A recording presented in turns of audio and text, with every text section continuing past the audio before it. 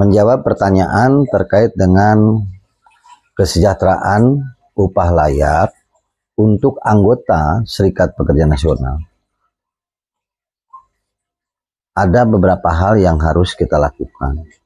Pertama, jangan mengharapkan upah layak diatur oleh regulasi, sebagaimana contoh PP 51 tahun 2023. Kalau kita mau memberikan kesejahteraan kepada para anggota kita, maka kalau kita berbicara upah, lakukanlah kesepakatan melalui perjanjian kerja bersama. Karena bagaimanapun juga upah layak, struktur skala upah itu dapat diperjuangkan melalui perjanjian kerja bersama. Jangan berharap bahwa upah layak akan diatur oleh pemerintah melalui peraturan pemerintah, melalui peraturan menteri dan lain sebagainya. Itu jangan berharap. Oleh karena itu sekali lagi saya menyampaikan, mari kita berjuang bersama-sama teman-teman yang ada di dalam perusahaan untuk meningkatkan kesejahteraan bagi anggotanya. Ketika berbicara tentang upah adalah harus memperkuat posisi perundingan di dalam perjanjian kerja bersama dan didukung dengan data-data yang kuat sehingga kekuatan untuk negosiasi semakin besar. Itu yang saya bisa sampaikan. Terima kasih.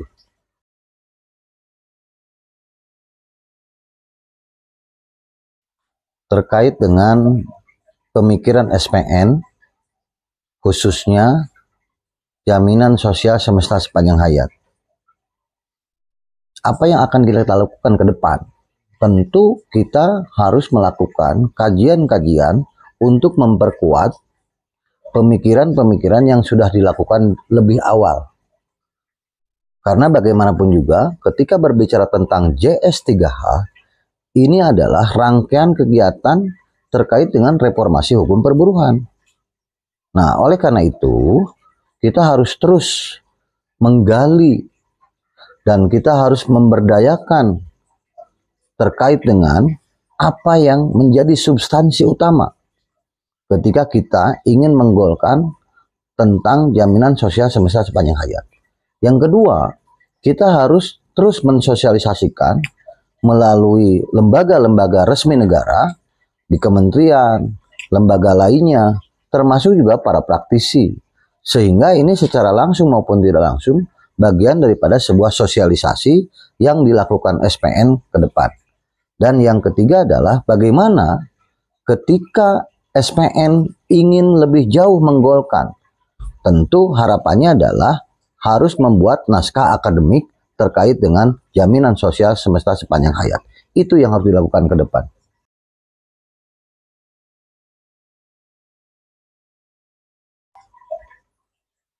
Untuk menjawab terkait dengan ketaatan anggota menyangkut dengan iuran organisasi.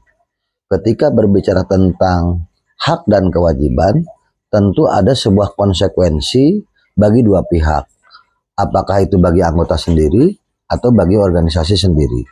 Nah, kalau konsep yang kita bangun sekarang ini adalah berbicara terkait dengan ketaatan terhadap anggaran dasar anggaran rumah tangga, tentu kita harus mampu memberikan semua informasi terkait dengan hak dan kewajiban kepada anggota maupun calon anggota.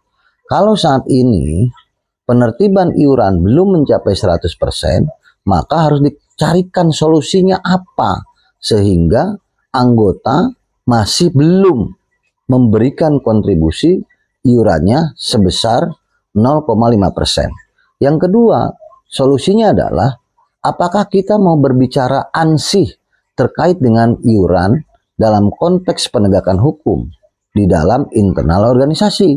Nah, kalau itu mau dilakukan, maka ada sebuah konsekuensi yang barangkali konsekuensi itu akan kembali kepada organisasi. Apa? Tentu kehilangan anggota. Tetapi kalau solusinya adalah bagaimana supaya iuran ini bisa berjalan secara efektif, di mana kekurangannya dan lain sebagainya, maka solusi akhir adalah kita harus menggali potensi-potensi lain di luar iuran organisasi. Itu yang penting sebetulnya.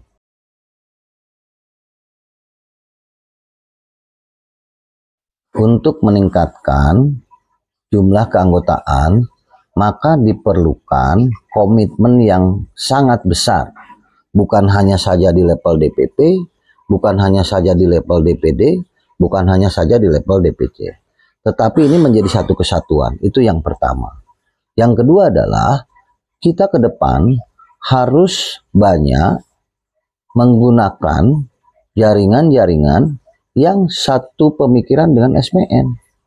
Banyak teman-teman jaringan yang sebetulnya ingin membantu SPN dalam rangka meningkatkan keanggotaan. Karena SPN itu bukan bicara sektor, tetapi SPN itu multisektor. Maka kalau di ruang-ruang Pulau Jawa sudah sempit untuk menggali potensi, maka kita harus ekspansi keluar Pulau Jawa. Dan jangan segmentasinya sektoral hanya satu, tetapi multisektor. Maka itu bisa meningkatkan keanggotaan. Oleh karena itu, tentu hal ini bisa kita lakukan ke depan untuk kita bekerja sama dengan jaringan yang satu pemikiran dengan Serikat Pekerja Nasional ke depan. Mungkin itu untuk meningkatkan cara yang terbaik bagi SPN ketika berbicara tentang peningkatan anggota. Termasuk juga bagaimana cara mengorganisir anggota di luar Pulau Jawa secara khusus. Itu yang perlu saya sampaikan.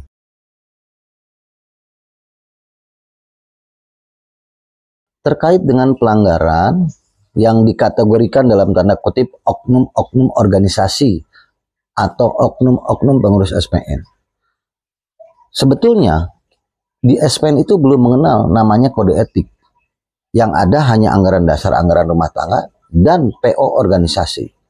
Jadi kalau mau bicara tentang bagaimana ketika ditemukan ada oknum-oknum pengurus SPN melanggar kode etik, maka buat dulu kode etiknya apa.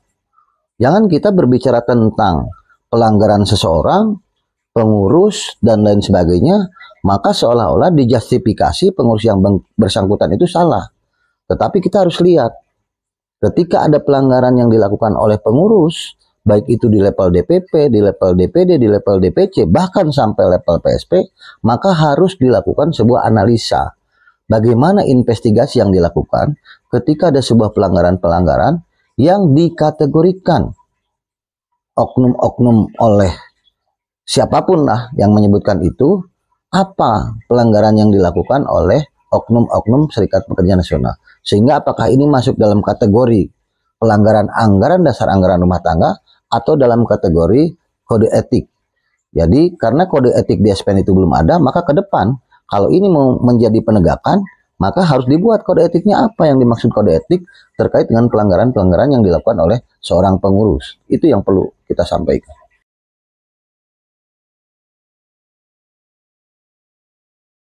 Terkait dengan situasi kondisi ketenagakerjaan di Indonesia, tentang hukum ketenagakerjaan tentu sampai dengan hari ini belum membuktikan adanya sebuah kepastian. Hal-hal yang terkait dengan hukum-hukum yang saat ini ada di Republik Indonesia, tentu kalau kita ingin melakukan sebuah perubahan, maka dapat dilakukan melalui reformasi hukum ketenagakerjaan atau hukum perburuhan. Oleh karena itu caranya bagaimana? Ya tentu caranya adalah SPN, lagi-lagi saya katakan, harus banyak melakukan kajian-kajian terhadap undang-undang yang menjadi sebuah persoalan inti ketika itu ada konektivitas dengan ketenagakerjaan dan pelindungan bagi para pekerja.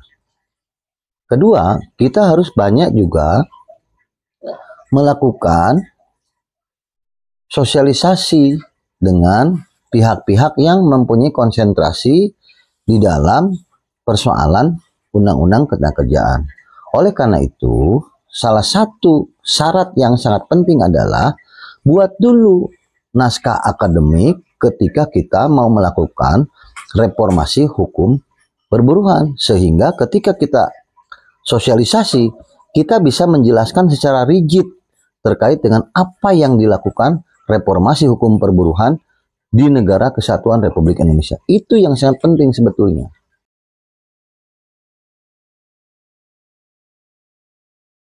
Terkait dengan manajemen organisasi Serikat Pekerja Nasional dan menyangkut dengan keuangan organisasi, maka yang harus dilakukan adalah bagaimana kita menempatkan orang sesuai dengan tupoksinya.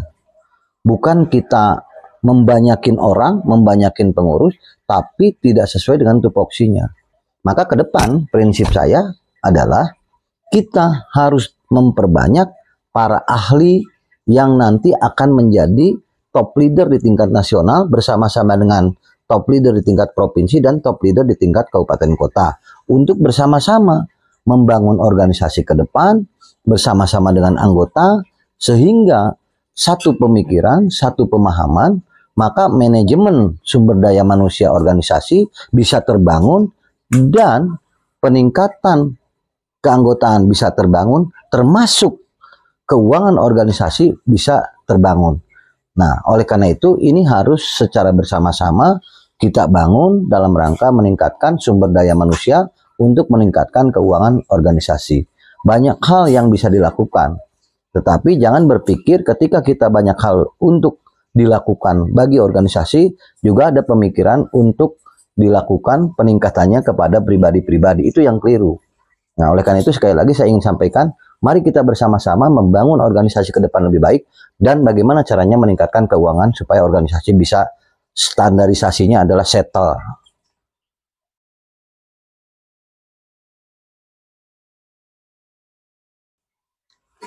Baik, saya sampaikan terkait dengan visi dan misi. Visi yang saya sampaikan adalah membangun kekuatan organisasi melalui peningkatan kapasitas sumber daya pengurus dan anggota. Itu visi utama saya. Dan misinya adalah mengembalikan kedaulatan organisasi kepada anggota. Nah, apa yang akan kita lakukan ke depan? Tentu di samping kita membangun kekuatan sumber daya manusia, maka kita juga mengembalikan kedaulatan organisasi kepada anggota agar organisasi ini bisa berjalan seiring seirama antara anggota dengan perangkat organisasi di atasnya. Yang kedua, kita jangan salah persepsi ketika kita berbicara tentang organisasi. Bagaimanapun juga organisasi kita ini adalah organisasi dari anggota untuk anggota dan oleh anggota. Nah, maka kita harus mendahulukan anggota di atas kepentingan orang lain. Itu yang sangat penting sebetulnya. Maka sekali lagi saya sampaikan misi yang saya emban membangun kekuatan organisasi melalui peningkatan kapasitas sumber daya pengurus dan anggota. Dan misinya mengembalikan kedaulatan organisasi kepada anggota. Itu yang sangat penting saya sampaikan. Terima kasih.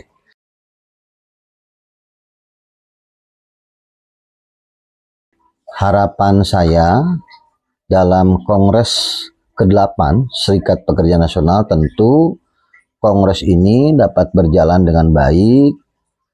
Semua delegasi dapat menjalankan sebagai kepesertaan delegasi Kongres dan juga dapat melihat objektivitas pelaksanaan Kongres sehingga tidak ada satupun yang merasa dicederai di dalam Kongres yang ke-8 Serikat Pekerja Nasional. Mari kita jalankan Kongres ini sesuai dengan harapan kita bersama untuk membangun organisasi ke depan lebih baik. Itu harapan yang bisa saya sampaikan. Tentu pesannya adalah jangan sampai ketika Kongres selesai maka lupa terhadap apa yang menjadi keputusan Kongres. Dan pesan yang kedua adalah kepada peserta, ayo kita bangun kebersamaan ini yang hanya 5 tahun sekali dan mari kita sukseskan Kongres ke-8 Serikat Pekerja Nasional untuk tahun 2024 sampai dengan 2029. Demikian, terima kasih, sukses untuk kita bersama.